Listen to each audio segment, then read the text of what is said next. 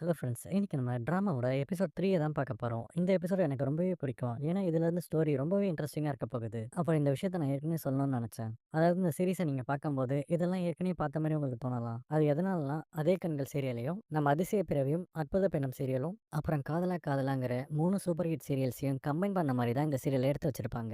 இப்ப நம்ம ஹீரோட வீட்ல அவனோட அம்மா அவன நெனச்சு சோகமா அழுதுட்டு இருக்க, அவனுமே இப்ப நல்லபடியா திரும்பி வந்ததுனால, அந்த மொத்த குடும்பமே இப்ப சந்தோஷப்படுறாங்க. அதே நேரத்துல அந்த சூனியக்காரியும் அந்த பாழடைஞ்ச கிணத்துலேருந்து எழுந்து வந்து நம்ம ஹீரோட வீட்டை நோக்கி நடந்து வரா. இப்ப நம்ம ஹீரோட அம்மா கோவமா இருக்கிறதுனால அவனுமே இப்ப போய் அவங்கள சமாதானப்படுத்த முயற்சி பண்ணுவான். அம்மா இங்க பாருங்க, ஒரு நிமிஷம் டோர் ஓபன் பண்ணுங்க அப்படின்னு நம்ம ஹீரோ சொல்ல, ப்ளீஸ் இங்க இருந்து போயிடு விஹான், நான் உன் மேல ரொம்ப கோவமா இருக்கேன். உங்களுக்கு என் மேல ஏதாச்சும் கோவம் இருந்தா என்ன திட்டிடுங்கம்மா, ஆனா இப்படி எழுதுகிட்டே இருக்காங்க, எனக்கு ரொம்ப கஷ்டமா இருக்கு. நமக்கு யார் மேலேயாச்சும் கோவம் இருந்தா அவங்க கூட சண்டை போடணுமே தவிர அதை விட்டுட்டு இப்படி அழுதுட்டு இருக்க கூடாது. இப்ப கொஞ்சம் அந்த கதை ஓபன் பண்ணுங்கம்மா, எப்படி கோவமா இருக்கிறதுன்னு நான் உங்களுக்கு சொல்லிக் கொடுக்குறேன். உன்னோட அம்மா இப்படி தவிக்க விட்டுட்டு போற அளவுக்கு நீ வளர்ந்து பெரியவன் ஆயிட்டல்ல, இனியும் நீ எனக்கு எதுவும் கத்துக் கொடுக்க தேவையில்ல. முதல்ல இங்கேருந்து போயிடு அப்படின்னு சொல்லி அழ ஆரம்பிக்கிறாங்க. நான் என்ன பண்ணியிருக்கணும்னு நீங்களே இப்ப என்கிட்ட சொல்லுங்க. ஒருவேளை நான் மட்டும் நம்ம வீட்ட விட்டு போகாம இருந்திருந்தா, என்ன உயிரா நினைச்சுட்டு இருக்க இந்த ஃபேமிலிக்கு ஒரு நாள் நானே பெரிய ஆபத்தா மாறி இருந்திருப்பேன். நான் உங்களோட உண்மையான மகனா இருந்திருந்தா என்னவோ, நான் செஞ்சது சரிதான் அப்படின்னு நீங்க புரிஞ்சிருந்திருப்பீங்கன்னு அவன் சொல்ல, இப்ப வீணாவும் கோவமா கதவை திறந்துட்டு வந்து அவன் கன்னத்திலேயே ஓங்கி பலார்னு ஒரு அற விடுறாங்க. வாய மூடுடா, நீ என்னோட மகன் தான். இதே அம்மா தான் நீ சின்ன பிள்ளையா இருக்கும்போது உனக்கு நடக்கவும் சாப்பிடவும் சொல்லி கொடுத்துருக்கேன். அப்புறம் நீ எப்பலாம் அழுதியோ, நானும் அப்பலாம் உன் கூட சேர்ந்து அழுதுருக்கேன். நீ சந்தோஷத்துல சிரிக்கும்போது, நானும் என்னோட கவலை எல்லாத்தையும் மறந்து உன் கூட சிரிச்சிருக்கேன். எப்பவும் என்னோட யோசனைலாம் உன்ன சுத்தி மட்டும் தான் இருந்துச்சு. நீ எப்பவும் நல்லா இருக்கணுங்கிறதுக்காக எத்தனை விரதம் இருந்திருக்கேன், பூஜை பண்ணியிருந்திருக்கேன். ஆனா நீ என்னடான்னா, நீ என்னோட பையன் இல்லன்னு என்கிட்டயே சொல்ற. இப்படிலாம் பேசுற தைரியம் உனக்கு எங்கேருந்து வந்துச்சுன்னு சொல்லு. நான் மட்டும் அப்படி சொல்லலன்னா, நீங்க கண்டிப்பா இந்த கதவ தொறந்திருக்க மாட்டீங்க. அப்புறம் என்னோட அம்மாவ பத்தி எனக்கு நல்லா தெரியும். ரொம்ப நேரத்துக்கு அவங்களால என் மேல கோவமா இருக்க முடியாது அப்படின்னு அவன் சொல்ல, இப்படி நம்ம ஹீரோ சொல்றத கேட்டு ஒரு வழியா அவங்க அம்மாவுமே இப்ப சிரிக்க ஆரம்பிக்கிறாங்க. என்னோட பையனோட இந்த முகம் பார்க்கறதுக்கு அழகான ஒரு பூ மாரி இருக்கு. ஆனா அதுல போய் நான் இப்படி ஓங்கி அரைஞ்சுட்டேனே, நான்லாம் எந்த மாரியான ஒரு தாய் அப்படின்னு சொல்லி அழ ஆரம்பிக்க, ப்ளீஸ் நீங்க இப்படிலாம் பேசுறது மட்டும் நம்ம அர்ஜுனுக்கு தெரிஞ்சுச்சு, அப்ப கண்டிப்பா அவன் என்ன கிண்டல் பண்ணுவான். வாய மூடு. அப்புறம் ஏன் தான் இந்த காலத்து பசங்கலாம் இப்படி தாடி வளர்க்கறத ஃபேஷனா வச்சுட்டு இருக்கீங்களோ தெரியல. என் பிள்ளையோட அழகான இந்த முகத்த இந்த தாடியே பாதி மறைச்சிடுச்சு அப்படின்னு அவங்க சொல்ல, அவனோட அம்மா அப்படிலாம் பேசுறத கேட்கிறேன். நம்ம ஹீரோவும் சிரிக்கிறான். நீங்க என் மேல எவ்வளவுதான் பாசம் காட்டினாலும் உண்மைங்கிறத யாராலையும் மறைக்க முடியாது. என்னோட ஃபேமிலிக்கு எப்ப வேணாலும் என்னால ஆபத்து வரலாம் அப்படின்னு சொல்லிட்டு அவனோட அம்மாவோட கையில அவனால அடிபட்டிருக்கும். அதை காட்டி இதுதான் அதுக்கான ப்ரூஃப். என்னோட இந்த பிளட்லயே தீய சக்தி நிறைஞ்சிருக்குங்கிறத என்னால உணர முடியுது அப்படின்னு அவன் சொல்ல, என்னோட சக்திகள் எல்லாத்தையும் நான் என்னோட பையனுக்கு கொடுக்குறேன். அவனால என்னைக்குமே ஒரு சாதாரண மனுஷனா இருக்க முடியாது அப்படின்னு நம்ம ஹீரோட உண்மையான அம்மா சொன்னதை வீணாவும் இப்ப நினைச்சு பாக்குறாங்க. என்னோட பையனுக்கு நான் நல்ல விஷயங்களை மட்டும்தான் சொல்லிக் கொடுத்து வளர்த்துருக்கேன். என்னோட வளர்ப்பு எப்பவும் தப்பாகாது. எனக்கு உன் மேல முழு நம்பிக்கை இருக்கு விஹான். உன்னால எப்பவும் யாரையும் ஹர்ட் பண்ணவே முடியாது. ஆனா நீ இப்ப எனக்கு ஒரு சத்தியம் பண்ணி கொடுக்கணும். உன்னோட அம்மாவையும் இந்த ஃபேமிலியை விட்டு நீ எப்பவும் தனியா போகக்கூடாது. ஸோ இப்போ நம்ம ஹீரோவும் அவங்க அம்மா கேட்டுக்கிட்டபடியே அவங்களுக்கு ப்ராமிஸ் பண்ணி கொடுக்குறான். நான் மட்டும் ஏன் இப்படி இருக்கேங்கிறது எனக்கு தெரிஞ்சே ஆகணுமா? என்னோட இந்த தீய சக்திகள்லாம் என்னோட உடம்பு பூரா பரவி இருக்கிறத என்னால உணர முடியுது. ஆனா ஏன் என்னால இந்த பவர்ஸ் எல்லாத்தையும் கண்ட்ரோல் பண்ண முடியல அப்படின்னு அவன் குழப்பத்துல இருக்க, அவனோட கையில இருந்த அந்த பிரேஸ்லெட் மிஸ் ஆகிறது இப்ப அவனுக்கு தெரிய வருது.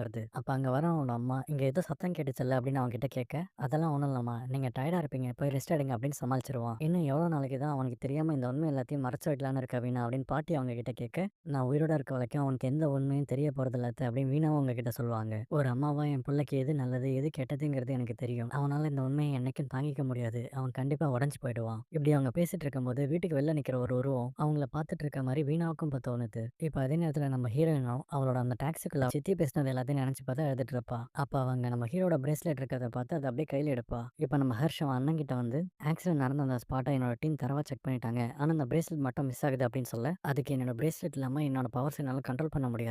எனக்கு அது திரும்ப வேணும் அப்படின்னு நம்ம ஹீரோவும் சொல்றான். ஸோ இப்போ நம்ம ஹீரோ திரும்பவும் அவன் ஃபேமிலியில யாரையும் ஹர்ட் பண்ணிடக்கூடாதுங்கிறதுக்காக செயின்ஸை வச்சு அவனோட கைகளை லாக் பண்ணுவான். அப்ப அங்க வர அர்ஜுன் அவன பார்த்து, "இன்னைக்கு நைட் யாரும் உங்கள டிஸ்டர்ப் பண்ணிடக்கூடாதுங்கிறத இப்படி பண்ணிட்டு இருக்கீங்களா?" அப்படின்னு கேட்க, "எல்லா விஷயத்துலயும் இப்படி ஜோக் பண்றதும் உன் உடம்புக்கு நல்லதில்ல தம்பி" அப்படின்னு ஹர்ஷும் சொல்லுவான். "அண்ணா எதுக்காக இதெல்லாம்?" அப்படின்னு நம்ம ஹர்ஷும் இப்ப அவன்கிட்ட கேட்க, "என்னோட பவர்ஸ கண்ட்ரோல் பண்ண முடியலன்னா நான் ஒரு மிருகமா மாறிடுவேன். ஸோ அப்படி ஒரு மோசமான மிருகத்த கட்டி போடாம வச்சா அது எல்லாத்துக்கும் ஆபத்தா போய் முடிஞ்சிரும்" அப்படின்னு நம்ம ஹீரோவும் சொல்றான். "அண்ணா நீங்க ஏன் இப்படிலாம் பேசிட்டு இருக்கீங்க? நீங்க ஒண்ணும் மிருகம்லாம் கிடையாது. அப்புறம் நம்ம ஃபேமிலில இருக்க யாருக்கும் உங்களால எந்த ஆபத்தும் வரப்போறதில்ல. உனக்கு இந்த பிரச்சனையோட சீரியஸ்னஸ் புரியல ஹர்ஷ். இன்னைக்கு ஆல்மோஸ்ட் ஒரு பொண்ண நான் கொல்ற அளவுக்கு போயிட்டேன். ஒருவேளை இன்னைக்கு மட்டும் என்னால அவளுக்கு ஏதாச்சும் ஆயிருந்துச்சுன்னா, அப்புறம் நானே என்ன மன்னிச்சிருக்க மாட்டேன்" அப்படின்னு அவன் ஃபீல் பண்ணி பேசிட்டு இருப்பான். அவ கியூட்டா இருந்தாளா? அதானே அந்த பொண்ணு. நீங்க கூட கொலை பண்ண ட்ரை பண்ணீங்களே! அவன் இப்படி பேசுறத கேட்டு டென்ஷனான நம்ம ஹீரோவும் அவன அப்படியே தள்ளி விட, அவனுமே இப்ப அப்படியே பறந்து போய் ஒரு வால் கிளாக் மாரி செவுத்தோட ஒட்டிக்கிறான். என்னோட ப்ராப்ளம்ஸ சொல்லி நானே புலம்பிட்டு இருக்கேன். ஆனா உனக்கு என்னடான்னா அந்த பொண்ண பத்தி தெரிஞ்சுக்கணுமா? கொஞ்ச நேரத்துக்கு இப்படி இருந்தா தான் நீ திருந்துவ அப்படின்னு சொல்லிட்டு நம்ம ஹீரோவும் ஹர்ஷா அங்கருந்து கிளம்புறாங்க.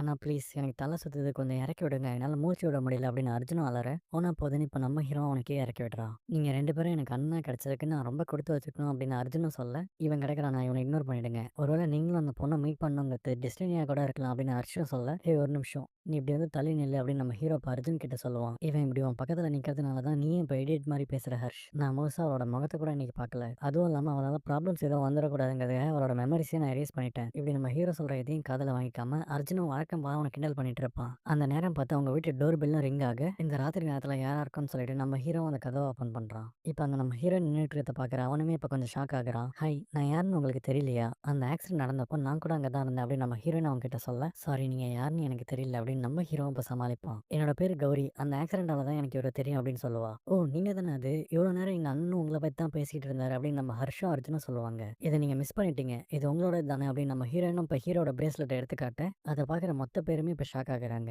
இதுல ஒரு ஆச்சரியமான விஷயம் என்னன்னா, அந்த ஆக்சிடென்ட் நடந்தது எனக்கு ஞாபகம் இருக்கு. ஆனா இந்த பிரேஸ்லெட் எப்படி என் கைக்கு வந்துச்சுன்னு எனக்கு ஞாபகம் இல்ல. அப்படின்னு அவன் சொல்ல, அத கேட்குற நம்ம பயலுங்களோ திரு திருன்னு முழிப்பானுங்க. அட நான் பாட்டுக்கு இங்க இப்படி பேசிட்டு இருக்கேன். ஆனா நீங்க என்னடான்னா ஏதோ பேய பார்த்த மாரி இப்படி பயப்படுறீங்க. அது இருக்கட்டும். ஆனா அவ்வளோ பெரிய ஆக்சிடென்ட்ல உங்களுக்கு ஒரு சின்ன கீறல் கூட படல. அது எப்படின்னு அவளுமே இப்ப கேட்க, அதுவா என்னோட அண்ணன் நெறைய நேரம் ஒர்க் அவுட் பண்ணுவாரு. 6 பேக்ஸ் வேற வச்சிருக்காரா? அப்படின்னு சொல்லி அவகிட்ட அவனுங்களும் இப்ப கேவலமா சமாளிப்பானுங்க.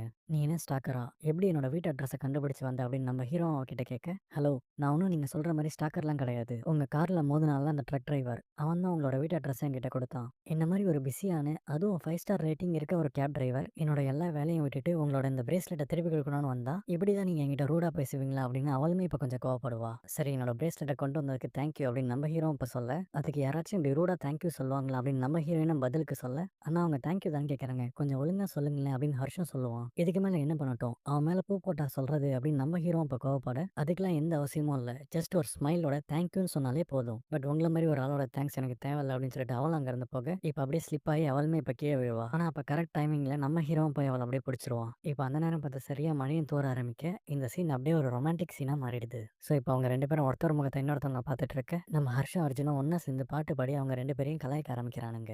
"போதும் நிறுத்து ஹர்ஷ். அவங்க கூட சேர்ந்து நீயும் இப்படிலாம் மாறிட்டியா?" அப்படின்னு நம்ம ஹீரோவும் கேட்க, "சாரிண்ணா இந்த மொமெண்ட் பார்க்கறதுக்கு ரொம்ப நல்லா இருந்துச்சா, அதான் என்னால கண்ட்ரோல் பண்ண முடியாம நான் பாடிட்டேன்" அப்படின்னு ஹர்ஷும் சொல்லுவான். ஆக்சுவலா நீங்க சொன்னது சரிதான். இந்த மொமெண்ட்டு, நீங்க பாடுன பாட்டு எல்லாமே சூப்பரா தான் இருந்துச்சு. ஆனா கூட இருந்த ஆளு தான் சரியில்ல. இவரு தான் இப்படி சிடுமூஞ்சா இருக்காரு. ஆனா நீங்க பார்க்கறதுக்கு நல்லவங்களா இருக்கீங்களே அப்படின்னு சொல்லி நம்ம ஹீரோயினும் இப்ப ஹர்ஷ் கிட்டயும் அர்ஜுன் கூடயும் இன்ட்ரோ ஆயிக்கிறா. என்னோட பேரு அர்ஜுன். அப்புறம் இது ஹர்ஷ். அப்புறம் இவரு என்னோட விஹான் அண்ணா. எதுக்காக இப்படி இந்த மழையில நின்னுட்டு இருக்கீங்க? முதல்ல உள்ள வாங்க அப்படின்னு சொல்லி ஹர்ஷும் அர்ஜுனும் சேர்ந்து நம்ம ஹீரோயின வீட்டுக்குள்ள கூட்டிட்டு போவாங்க. சோ இப்ப அவளுமே அவங்க கூட சேர்ந்து உள்ள வர, நம்ம ஹீரோவும் கதவ லாக் பண்ணிட்டு அவங்க பின்னாடி போவான். பிணைக்காரியும் நம்ம ஹீரோவ ஃபாலோ பண்ணிக்கிட்டே அவன் பின்னாடியே வரா. சோ இப்ப நம்ம ஹீரோக்கும் அவன் பின்னாடி யாரோ நின்னுட்டு இருக்க மாரி ஃபீல் ஆக, இந்த எபிசோட இங்கேயே முடியுது. இந்த வீடியோ உங்களுக்கு பிடிச்சிருந்தா மறக்காம ஒரு லைக்க போட்டுருங்க. அப்படியே சேனல சப்ஸ்கிரைப் பண்ணாதவங்க சப்ஸ்கிரைப் பண்ணிக்கோங்க. அடுத்த எபிசோட்ல மீட் பண்ணலாம். டாடா பை பை.